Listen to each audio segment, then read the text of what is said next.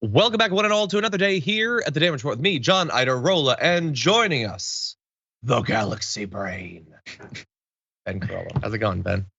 It's going great. How about yourself? Yeah, you know, I don't know. As good as it can be, probably. Like, we're still live in the United States in the year 2022. It's like, like you were on the ground and the Supreme Court was like punching you, and like they've temporarily stopped punching you, but like they've promised like next spring I'm gonna really lay into you. So it's like you feel better, kind of. I don't know. How have you been? Pretty much the same. I mean, being a trans woman in the United States in this year, it's really exciting to wonder whether or not my existence will be legal in like 2 or 3 years from now. So it's really fun stuff, Yeah, I tweeted something I considered fairly innocuous in that area last night, and I'm not even gonna say who, some people who have a show tried to draw me into a debate this morning about it. I just thought, not today, Satans. Not interested in it. Yeah. Not interested in it anyway. I feel really bad for Dave Rubinson and Jordan Peterson. That's who I feel bad for in America these days. I think there's not enough attention given to really rich people who are constantly on shows. I think that we should think more about them. Who will think of the richies? Anyway, that's the real problem of our time, Exactly. There's a lot of people who they think they're doing something, but what they're really fundamentally doing is playing the violin as the Titanic sinks below the surface of the sea. Anyway, with that said, we've got a lot that we're gonna talk about through the course of the show. So thank you for joining us. You chose a good one. There's a lot of insanity going on in the country. And through the course of this show, we're gonna be giving you some updates on what happened in Highland Park and how it was allowed to happen. One world political leader goes down, another is looking real shaky at the very least. And we got monuments being blown up. We've got fictional KKK. We've got a lot of stuff for you. So you're gonna want to hold on to your butts, prepare yourself as we launch into this. And along the way, if you wouldn't mind hitting the like button, sharing the stream, sending us comments, tweets, super chats, all that, Ben and I will respond as we go. But with all that said, are you ready to start the show? Let's go. Let's do it. By the way, just to start off on a happy note, Joe Willis just sent a super chat that said, the show has been on for less than a minute before Ben's amazing laugh made an appearance. Brings me so much joy. We need that sort of joy, America, especially as we launch into our first topic. So let's do it. More details are coming out about the murderer in Highland Park, how exactly he was able to get the weapons that he used to kill so many people. And now there's this new element having to do with his father. His father has spoken out. We can't show you the footage, unfortunately, because of local news and all that. But he says that he raised his son with good morals. He said he's also not worried about a criminal investigation into his own potential culpability after he signed off on the what it was called an FOID, the firearm owner's ID affidavit, a thing that is necessary to get a firearm in that state, to go through the background check process and all that. We're gonna dive into a lot of the details about that and whether perhaps there should be some culpability. But I wanna start off with, Ben, I know that if you were to grow up, to have a child, the child grows up and then they commit a horrendous act like that, I can't even conceive of what that experience must be like. And so I generally approach this sort of thing with, I'm not necessarily going to jump in and judge this person and their choices without a lot of evidence. But I also believe nobody in America needs you to come out today and say, no, he had good morals after he killed a bunch of people. I just feel like you cannot say anything. I think that's an option that you could take in the immediate aftermath of this. Funerals are still being scheduled, and all that. So I feel like you just wait a little bit. I don't know, what do you think?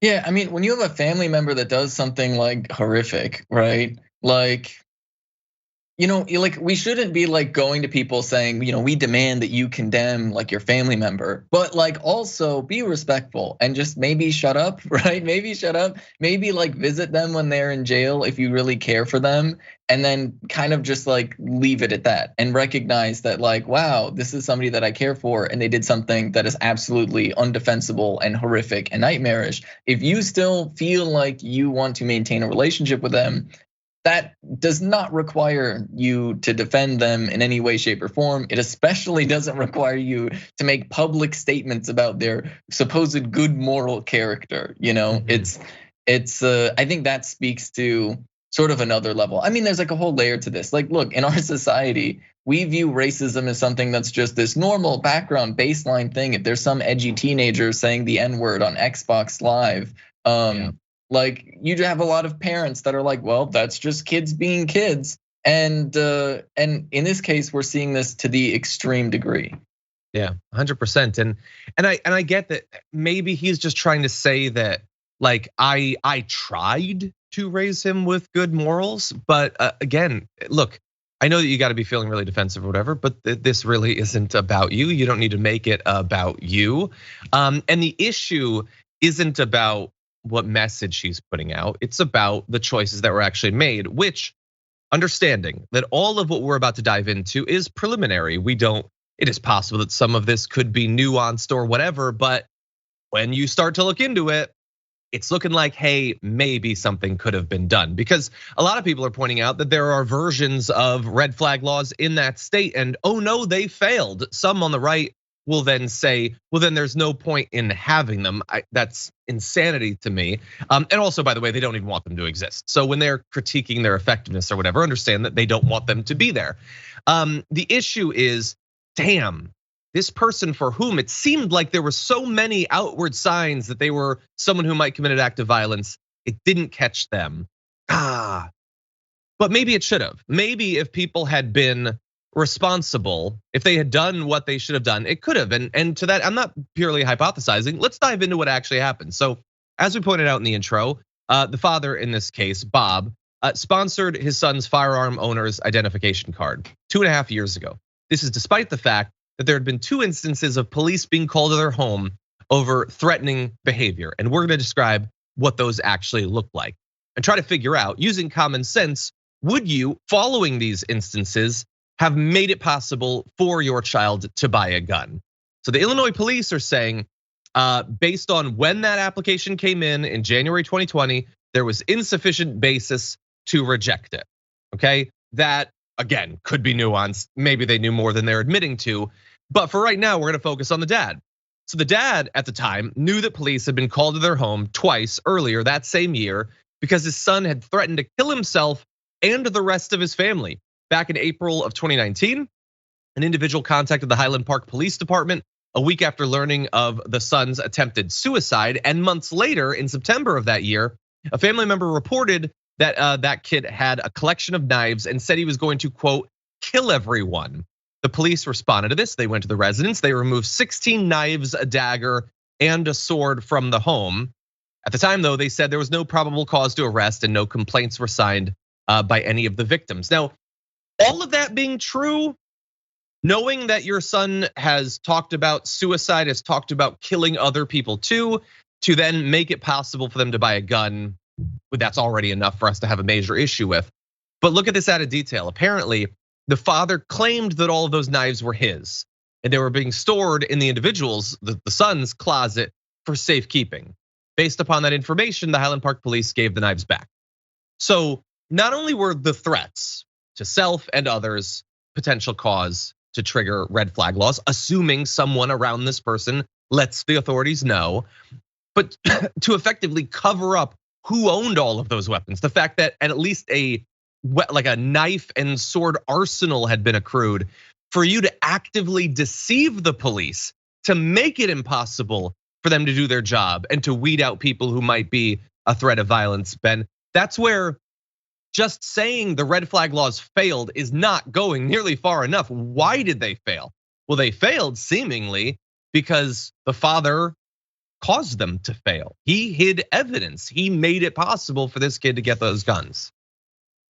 Yeah, I mean, and I would go a layer further, because the reality is, and this is something that I talk about a lot, which is just the fact that like ultimately laws only matter to the extent that they are enforced. So a red flag law is only going to be as good as the police department that's enforcing it. And unfortunately, in the United States of America, it seems as though police tend to sympathize more with people like white nationalists and like these violent right-winger types than they, empathize with basically anybody else. So when they see in this circumstance, they see a dad, right? And they're like, oh, he's just like me, and he's, doing this, that, or other thing. He's taking care of his kid. Oh, don't worry about it. And they see themselves, right? They're empathizing more with these people than the potential victims of this violence. And it is this sort of patriarchal mindset that exists within police forces, right? And this white supremacist mindset that exists within police forces, where instead of thinking about the people that would potentially be victimized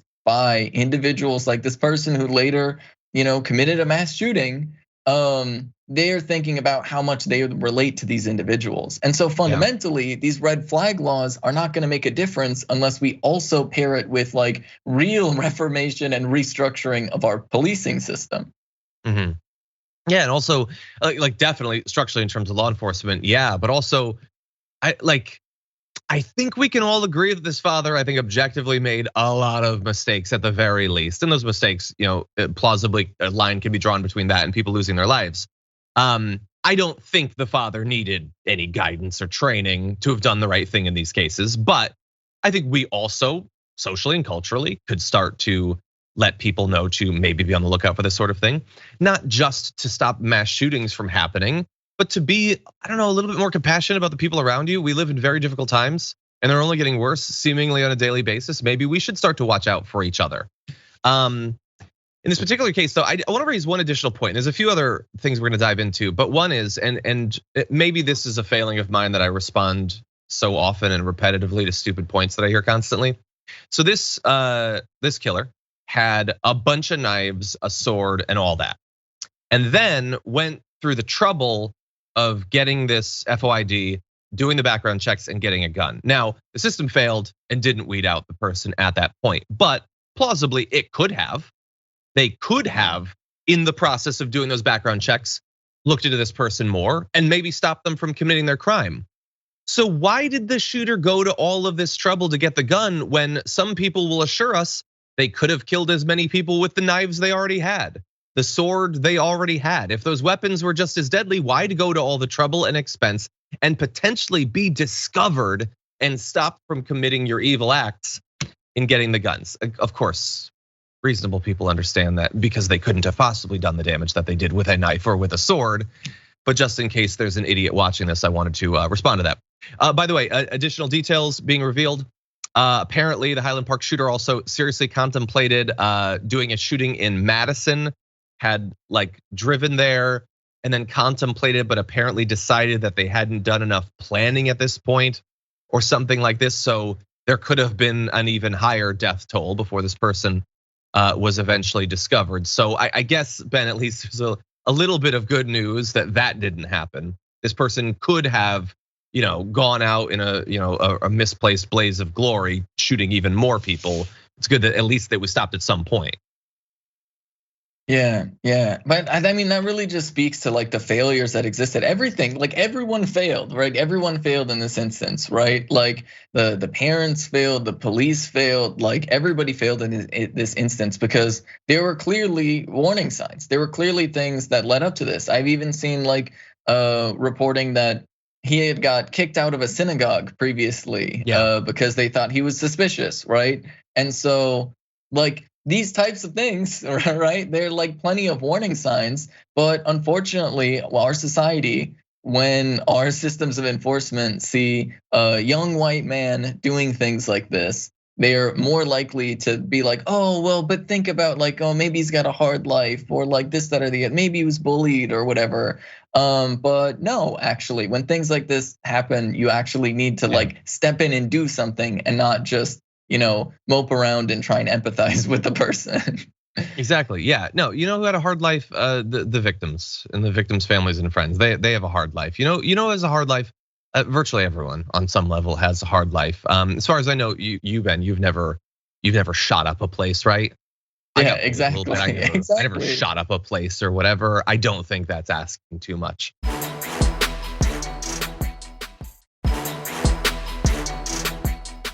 Coming out of the Highland shooting, one has to wonder what lesson, if anything, anyone will draw from this. And I don't want to focus too much on just one piece of media, but sometimes you see something that you feel like you just have to respond to. And I believe, Ben, that you responded to this on Twitter as well. I saw this tweet from NPR. It says, it appears the Highland Park shooting suspect has no ideological or political bent. Yet extremism researchers say these acts may actually be part of a troubling new trend, one that involves dark subcultures that glorify violence and foster nihilism. Oh, well, then that's the only thing to worry about. These dark subcultures that have no ties whatsoever to anything political. I'm not even saying that they necessarily have to have some sort of direct, causal, constant, 100% verifiable link. But the idea that there's no linkages, there's no Venn diagram that we can diagnose the overlap there. To say this person, because they apparently went to Trump rallies, had the Trump flag, whatever, also might have at one point called themselves a liberal. I mean, Dave Rubin calls himself a liberal. I don't understand why someone calling themselves that when it is not reflected in any way in their life is supposed to mean anything. And by the way, more information is coming out every day from people who knew this person and said that they did not just go to one Trump rally. They had been involved in these groups. So we'll see as more of that comes out. But Ben, the idea that we come out of this and literally if there's anything that interrupts a 100% pure narrative, well then we can't say anything. We don't know anything. There is nothing that can be learned from this other than that there's some dark stuff that happens online. And I find it deeply depressing that that is what some, like NPR, we're supposed to consider them serious and reputable. We're supposed to be able to have some sort of respect for them, expectations for them. They're coming out of it saying, what are you gonna do? Nothing political to be learned from this. Yeah, I mean, ultimately, I think it all stems from this, I mean, the media, right? Mainstream media outlets go out of their way to bend over backwards to give undue credit to right wingers. And which is why, this is an explicit tactic that the extreme right uses. They say that they're being racist ironically. They will post Nazi memes and say, oh, it's just a meme, bro. It's just ironic, it's just a meme. Oh, I mean, I'm at this Trump rally, but it's so ironic, right? Mm-hmm. And but it's not though, it's not. They say it's ironic as a way to inject it into the mainstream. That's the whole point, right? Of course, if you run around saying you're a Nazi, people are gonna correctly hate you because you're a terrible person. But somehow, when the media sees people posting Pepe memes and saying that they're oh, they're just saying this Nazi stuff ironically, then all of a sudden that teeny tiny bit of pretense is enough for so many people in the media to be oh, well, I guess they're just being ironic. And it's just terrible reporting. And it just, I think, stems to this core belief among a lot of people in the media that feel you have to take right wingers at face value, that you have to take everything they say at face value and not think maybe for a second that they might be being dishonest or manipulative in some way. Yeah, I remember a great example of that from a couple of years ago was when the OK symbol was going around and some people, I mean, they weren't really white supremacists. They were just doing it to make other people think that they were white supremacists. So the joke's on you. And I would ask the audience, do you know the difference between doing the OK symbol because you're an actual white supremacist and doing it because you think the idea that you'd be a white supremacist is funny? Because if you do, I'd love to know what it is. Because it sounds like you think this stuff that is life and death for a lot of people is just a joke for you. And I would say that while that may not be exactly at the same point on the white supremacist spectrum as some others, it ain't on the good side of it. I don't think people who take this stuff seriously and understand how life and death it is think that it's fodder for little casual funny jokes. But maybe that's just me. We'll close this segment with one other bit of good news. Apparently, the shooting at Highland Park, and by the way, the other mass shootings that happened on that same day, it was not the only mass shooting. This is America after all. We have, we contain multitudes of mass shootings. Could have been worse. Police actually stopped in Richmond, Virginia, a planned July 4th mass shooting after they got a tip that led to the arrest of 2 people and the seizure of multiple guns. They had apparently been targeting what's called Dogwood Dell, a local amphitheater in Richmond, Virginia. They say that this citizen overheard a conversation where the attack was being planned, and officers responded to that tip, went to the location and seized 2 assault rifles, a handgun, and hundreds of rounds of ammunition from a residence where the firearms and related material were in plain view. We don't know much more aside from that in terms of motivation, how they got the weapons, what the exact content of the weapons were. But we could have had another mass shooting on that same day, Ben. So good work there, both in terms of the individual who, unlike the father in this other case, took it seriously, and the police who actually stopped this from happening. Yeah, it's just so wild because like literally there was a mass shooting. There were like 4 mass shootings that day. One of them is like a mile from where I live in Minneapolis. And it's just really like terrifying. But like unfortunately, this is the type of violence that the United States was built on. I mean, quite literally, the 4th of July, what it represents is one of the main reasons why the colonizers declared independence was because King George signed an agreement with indigenous folks to say that they weren't going to expand beyond the Appalachians, right?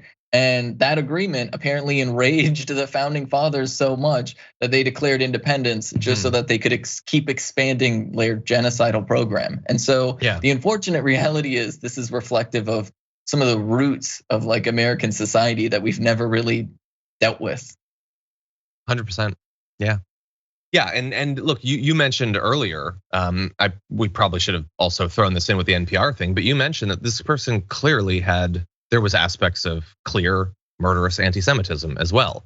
They had just gone to a synagogue earlier and then thankfully did not shoot up that place, but they shot up an area that has a large Jewish population. Like again, the ideology, like in the same way that we haven't grappled with, as you were saying, some of the legacies of colonialism, like the deep anti-Semitism. Like we like to take like one tweet from someone and like digest it and then say, oh good, well, we've dealt with the anti-Semitism. No, we have not. The roots run deep and they are very accepted even by some people who pretend to have issues with tweets or whatever. One final point I want to make, I mentioned this in our production meeting this morning. So to the people like the Alex Joneses and the Marjorie Greens who believe that literally every mass shooting is a false flag, including, by the way, the one in Highland. Marjorie Greene was saying that on her show that she has for some reason. What about this one? What happened? The government went to all the trouble of arming these 2 individuals, giving them weapons and hundreds of rounds of ammunition. And then what? The people that the FBI chose just oopsie doopsie. We mentioned it in public and the whole thing was sprung. But wait, but I thought the whole government was in on this. So like, was this one not a false flag? Like, can it not be a false flag as long as it stopped? Is it only a false flag as soon as it happens? Did the government just like, oops, we messed up? What a goof. How exactly does that work in the ones that actually get stopped? None of this makes any sense. Yeah, no, I mean, that's like a whole nother thing about how right wingers like, I mean, because the thing is, right? They don't believe that. They don't actually believe that it's a false flag. They just want to find some way to either blame the government or blame the left for mass shootings so that they can justify further violence. But as soon as the further violence happens, then they turn around and pretend, oh, it was the left that did it, or oh, it was, this false flag operation to create even further justification. It's just this self-serving lie that once again, I think a lot of people take at face value, but it serves a very clear political purpose for the right wing that is very dangerous. Yeah, and I would also say, and this is something we occasionally talk about, that the more deranged the theory that you begin to hear from people in positions that are supposed to be serious, like a congresswoman, like a Marjorie Greene, or like from a Tucker Carlson, in continually spreading absolutely insane, impossible theories, you make a mockery of the idea that politics is a serious thing that one could talk about seriously, that one could think about seriously, that has real world serious consequences. You train your audience to think that everything is fair game, everything gets to be a joke that we all get to make fun of. And that's fine for their side. After all, Tucker Carlson and Marjorie Greene have already won the game. They're rich and powerful. They don't need anything to change, and they would very much like for it not to.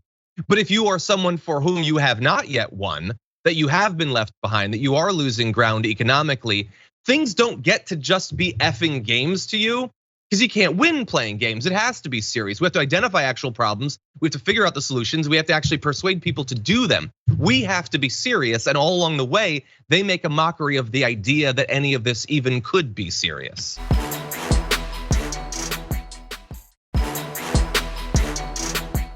Okay, everybody, let's jump into what we were actually just discussing during our social break. Let's jump into this. Thank you. It is clearly now the will of the Parliamentary Conservative Party that there should be a new leader of that party and therefore a new Prime Minister. And I've agreed with Sir Graham Brady, the chairman of our backbench MPs, that the process of choosing that new leader should begin now. So I want to say to the millions of people who voted for us in 2019, many of them voting Conservative for the first time, thank you for that incredible mandate, the biggest Conservative majority since 1987, the biggest share of the vote since 1979. And the reason I have fought so hard in the last few days to continue to deliver that mandate in person was not just because I wanted to do so, but because I felt it was my job, my duty, my obligation to you to continue to do what we promised in 2019. And so, as they say, including our audience, them's the breaks, I guess. You just saw a political leader, for the most part, in most ways, step down as a result of scandals and poor performance and terrible explanations for the actions and a whole lot of things. There were actual consequences. They can still exist, if only in the UK. Now, Boris Johnson, who is like apparently planning to stick around, and we'll get, like, in some ways, and we'll get into what exactly he might be doing that for and what he might be getting out of that, is resigning as both the Prime Minister of the UK as well as the leader of his party. He says that he tried to persuade his colleagues that it would be eccentric to change leaders currently, noting that the Tories are only a few points behind in the polls. Says, I regret I was unsuccessful in those arguments, blaming the party's herd instinct for his defenestration. One of my favorite words. It's so rarely used these days. But anyway, it follows a couple of really bad days for him in terms of people jumping ship. 59 members of his ministers had resigned at the time of his remarks. And that began like less than 48 hours ago. And we also recently found out that he had named a conservative MP to his government, despite apparently being aware of previous sexual misconduct allegations. That is apparently a thing that, like in America, will not necessarily stop you from getting a position, but unlike in America, is something bad enough to be used against you. It's a scandal that people actually would care about and might result in you stepping down. So in any event, even as late as last night, he had been saying he planned to stick around. They always say that up until literally the sentence where they resign. It doesn't mean anything, but he is leaving. So Ben, what do you make of it? Yeah, I don't know. I mean, it's gonna be really interesting. Like, I guess like the most interesting component of this to me is where the Labour Party is gonna go in the UK, because they've taken like a pretty hard right turn and unfortunately seem to be learning the wrong lessons from the Democratic Party in the United States by squeezing out more left figures like Jeremy Corbyn.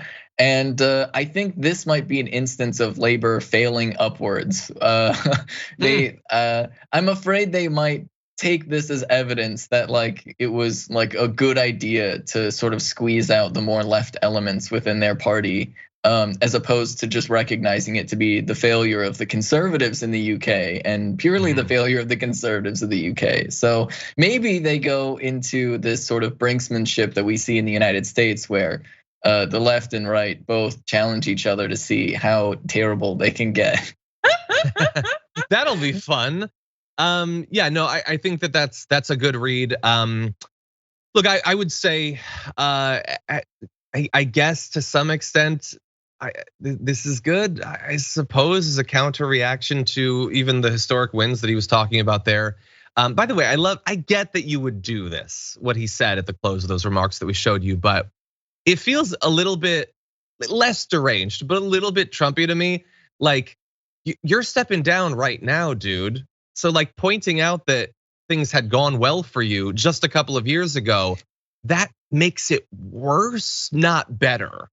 Like if you had won a very narrow, tenuous majority, and then we're forced out a couple of years later. That's bad enough. But you overwhelmingly, and then we're forced out. Do you see how that makes it worse, Boris? But apparently not. He's an eternal optimist, I guess. And look, there's a lot that I don't know about Boris Johnson. I would say virtually everything. I would say, look, obviously his enthusiastic support for the splitting apart, the UK and the EU and all that. That to me is enough to celebrate at least a little bit for him stepping out. But there's nothing I like more on the damage report than admitting when I've reached the limit of my knowledge of a topic, and I've never considered myself much of an expert on UK politics. And I'm gonna be completely honest to those living in the UK right now, things have gotten so bad here in America for the past couple of years that even I, a person who tried to stay abreast with the politics of a number of other countries, who in graduate school took quite a bit of international relations classes, I have a harder time focusing on it considering how dire things have gotten here in the US. Yeah, it's like being on a crashed airplane. You got to put your own mask on first, and we're just living that every single day. Yeah.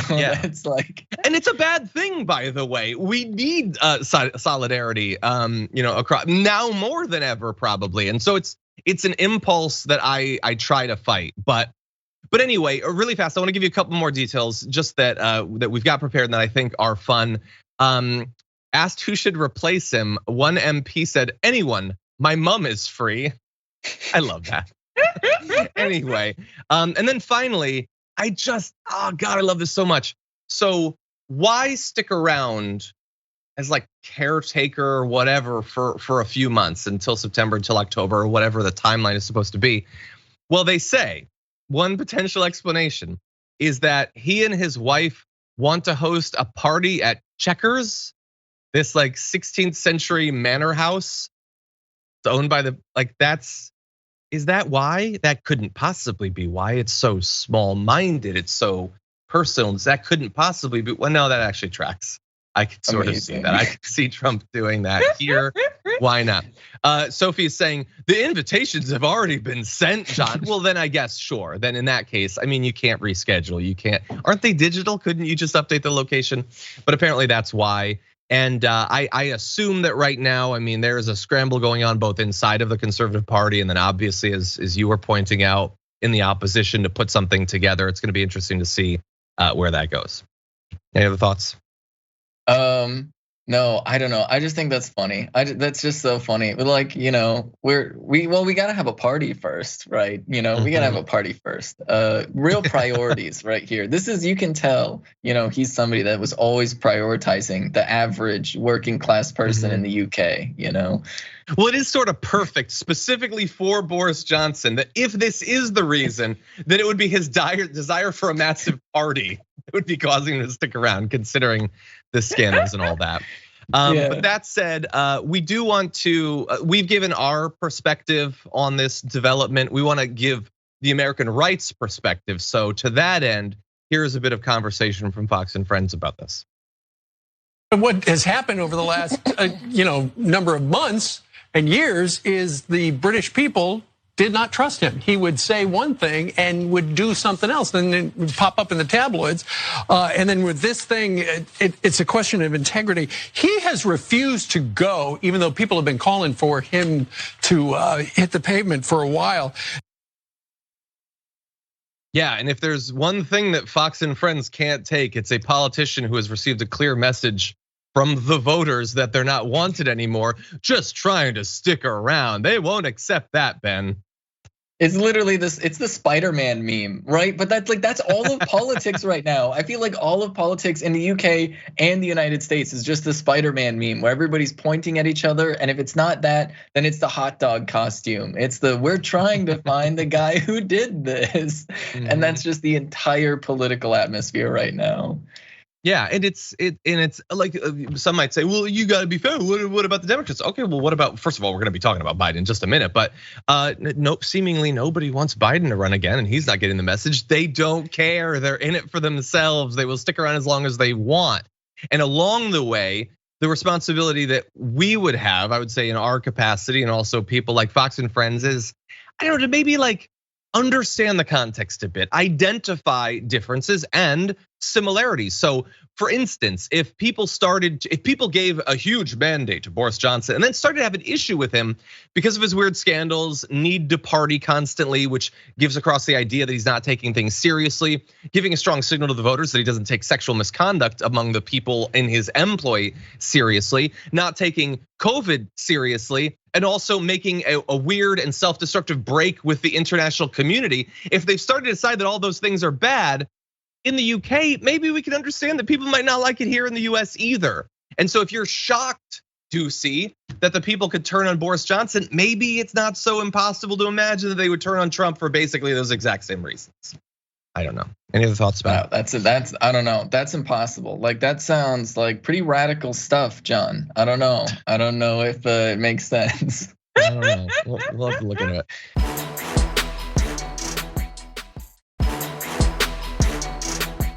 With that, let's jump into this video. Joe Biden's biggest problem right now is he has people on the record named Gavin Newsom, governor of California, named J.B. Pritzker, governor of Illinois, taking him on and flirting with the 2024 run when they've got their own guy eligible to run for a second term. They don't want him. But I would ask them all, what were you expecting? Well, that is a good question from Kellyanne Conway there. I mean, I wasn't expecting much. I'm a progressive, and the progressives tried to warn people about what Biden would be. But despite the fact that Kellyanne Conway is, and we cannot stress this enough, the worst, she's not super wrong right there. If you watch her full interview, she's wrong about a ton of different stuff. But yeah, Biden is starting to face a lot of questions about why he isn't doing literally anything about literally anything. Even the New York Times has this front page story.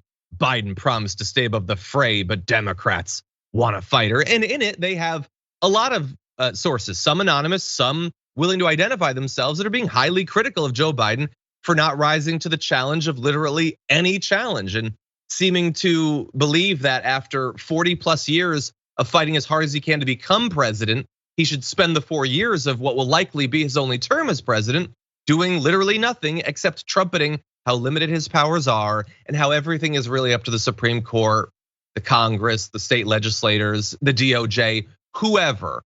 Where does the buck end? I guess literally everywhere else other than on him. And I want to give you, because I think that they're onto something here, just a little bit from the article that we showed you the front page of. They say at a moment of broad political tumult and economic distress, Mr. Biden has appeared far less engaged than many of his supporters had hoped. And I think there they mean like enthusiastic supporters. While many Democrats are pleading for a fighter who gives voice to their anger, Mr. Biden has chosen a more passive path, blaming Congress, urging people to vote, and avoiding heated rhetorical battles. And they also criticize Kamala Harris, saying that she said last week that the White House is not considering setting up abortion clinics on federal property, instead calling on voters to change the balance of Congress, which I will remind you, the Democrats control.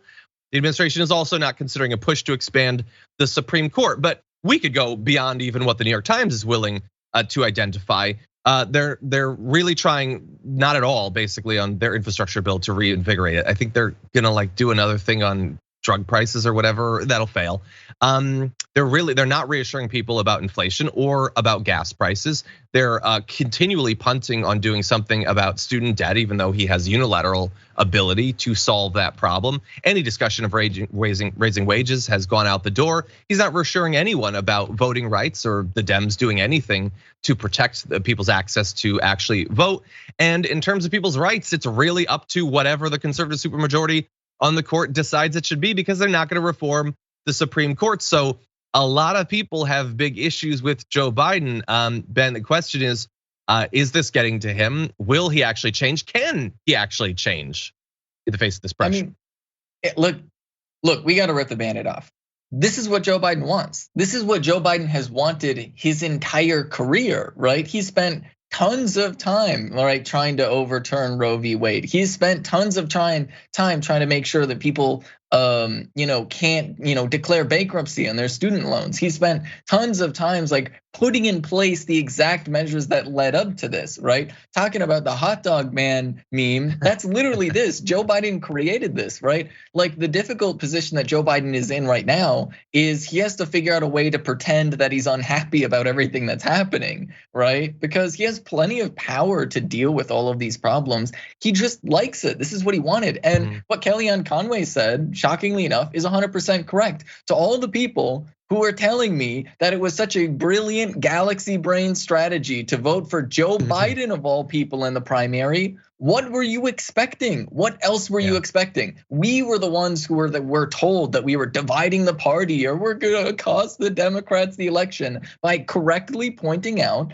that Joe Biden's entire career has been pushing for the exact things that the Republicans are getting and wanting right now. Joe Biden created these circumstances. Joe Biden pushed for that crime bill. Joe Biden literally shocked, was it Ronald Reagan or Richard Nixon, with how like gratuitous like his ideas for the crime bill were. Like he literally is like this extremist right-wing figure, and people are just unwilling to recognize it because he has a D by his name. And it's just like, it's really like shameful, right? Because especially in this moment, like Joe Biden's response to police reform, for example, has been to increase police budgets, and that's it, right? And like when people were protesting the Supreme Court, before any protest even happened, he went out of his way to be like, don't be violent, don't be violent. Nobody was being violent. Nobody was talking about being violent. Like it's such a weird like mental gymnastics you're doing to like create justification in advance for police officers to brutalize peaceful protesters like they did across the country. And so, I mean, what did anybody expect? What did anybody expect, right? Exactly. Like this is exactly what Joe Biden's whole career has been. Yeah, they knowingly or unknowingly signed up for 4 years of not much happening except them continuing to tell us not to criticize Joe Biden because then you'll make him lose. It's on us. We're the ones who are responsible for whether he loses, not him.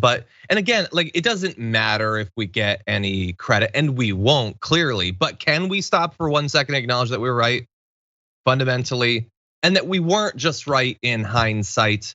We were right when it mattered. We were right early. We could have chosen someone different to run, and we might have gotten a different outcome. Maybe Bernie would have run up against all the same obstacles, and that would have been it. Maybe, but then worst case scenario, we're in the same position we're in right now. And right now, more and more people seem to be getting it, and even a lot of Biden voters don't want him to run again. But there are still some very vocal people on Twitter who are, we've already mocked this now, still defending him, saying, how dare you expect anything of him? How dare you expect him to do anything? Certainly don't criticize him. And anytime you suggest literally any course of action that he could take to potentially cause something to change, their only knee-jerk reaction is, that couldn't possibly work, don't try anything. Don't put pressure on anyone, don't expect anything. They're no better than right-wing voters at this point, having no hope whatsoever that the government could actually deliver for them. Yeah, even on an issue where Democrats agree, like guns, right? Joe Biden, a lot of these gun manufacturers have contracts with the Department of Defense. If Joe Biden really cared about guns, he could just sign an executive order requiring any gun manufacturer that has a contract with the Department of Defense or any federal agency that they put in place an age requirement of 21 to buy any type of semi-automatic rifle or anything like that. Like literally, like he could do that with an executive order, but he doesn't. And a majority is in favor of raising that age, by the way. On all these issues, again, it's not on us to convince people. We already won. People have our position on all this stuff. It's on him to actually do something. But unfortunately, and I think it's very easy for people to point this out about Trump, and did, that he wanted to be President Trump. He didn't want to be president. Like he wanted the title and he wanted the pomp and circumstance, he wanted the fame, but he didn't want to actually do the job. We all identified that he didn't seem to care about doing the actual job. But can we do that today with Biden? Can anyone answer the question, why does he want to be president so badly that he would run so many times? I have no idea. Anyway, with that said, we do have to go to our next break because them's the breaks, it turns out, and the breaks timing. So we will be back with more after this.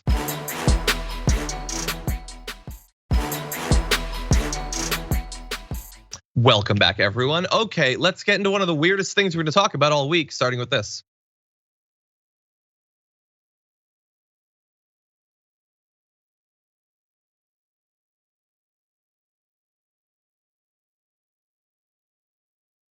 What you just saw was the destruction, the bombing, the sabotage of what's called the Georgia Guidestones, which is a monument that I don't think a lot of people are necessarily that familiar with, although it was profiled by John Oliver just a few months ago.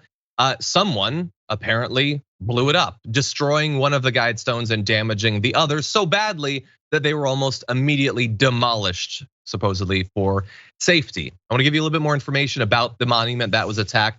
It's sometimes called America's Stonehenge. It consisted of several large upright stone blocks built in alignment with stars and constellations, weighing in at 119 tons and containing over 4,000 sandblasted letters spelling out what appears to be lessons for rebuilding humanity in 12 different languages. Some of the advice is, in the words of the Georgia Recorder, controversial. For instance, saying that we should maintain humanity under 500 million in perpetual balance with nature. So yeah, that sort of thing makes people a little bit uncomfortable.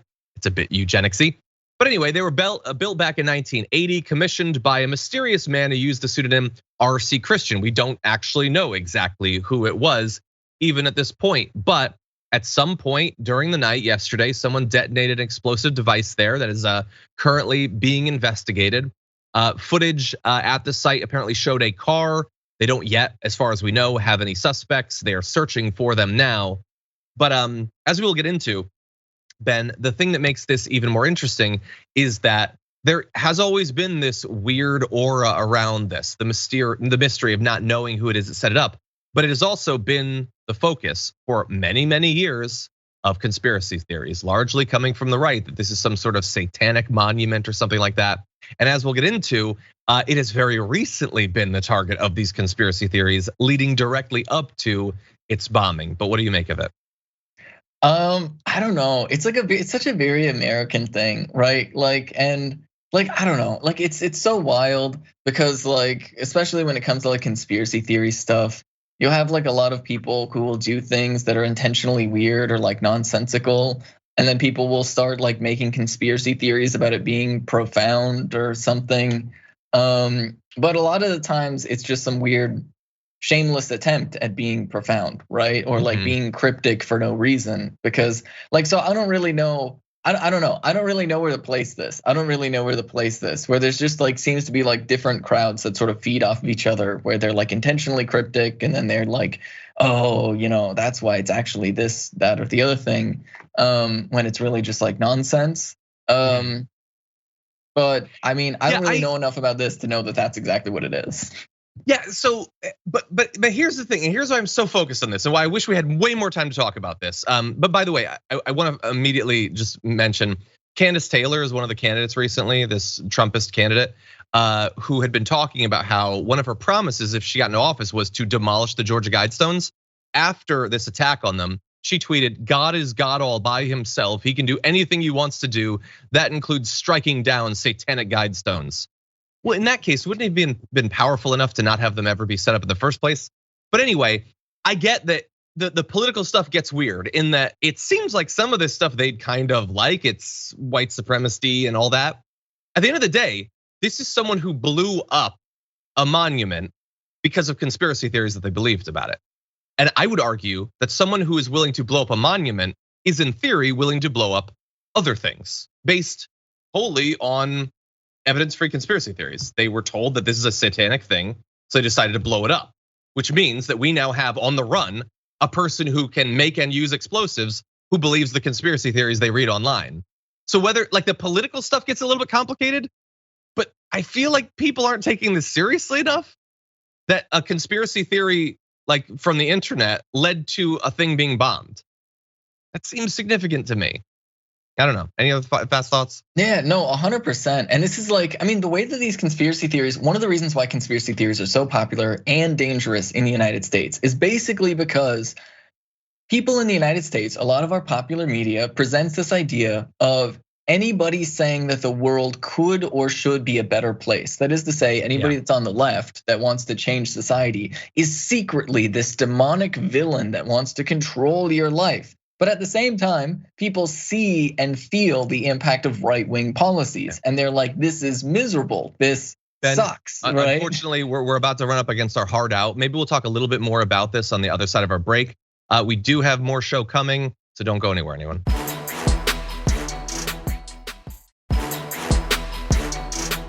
Lil Krabby Dragon says Biden promised essentially nothing would change, and he is sleepily keeping his promise. Exactly. And by the way, when they're like, they still treat him as if he's some sort of radical. He's not doing literally anything in literally any area. When she says, what did the left expect? The way that she is wrong there is that she thinks Biden is on the left, or she'll at least say it. Fox loves to pretend that this is the person the left wanted. Thanks for listening to the full episode of The Damage Report. Support our work, listen ad-free, access members-only bonus content, and more by subscribing to Apple Podcasts at apple.co/TYT. I'm your host, John Adarola. I'll see you soon.